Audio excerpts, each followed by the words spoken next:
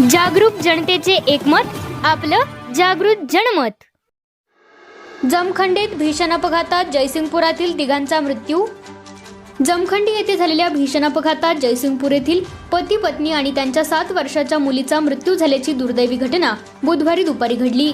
ही घटना बागलकोट जिल्हा अंतर्गत मिरज जमखंडी आंतरराज्य मार्गावर जमखंडी तालुक्यातील अलखनूर फाट्याजवळ घडली।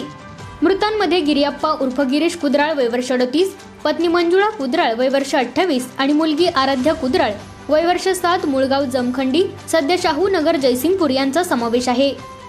मिळालेल्या माहितीनुसार गिरियप्पा कुदराळ हे पत्नी व मुलीसह दुचाकीवरून जमखंडी येथे आईची तब्येत पाहण्यासाठी जात होते।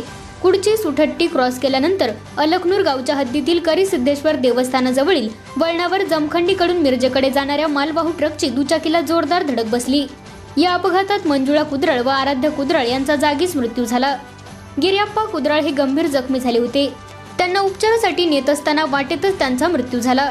अपघातानंतर ट्रक चालक वाहन सोडून फरार झाला असून घटनेची नोंद हारुगेरी पोलीस ठाणे येथे करण्यात आली आहे। पोलिसांनी घटनास्थळी पंचनामा करून मृतदेहांचे शवविच्छेदन केले असून पुढील तपास सुरू आहे। या दुर्घटनेमुळे जयसिंगपूरसह परिसरातून हळहळ व्यक्त केली जात आहे।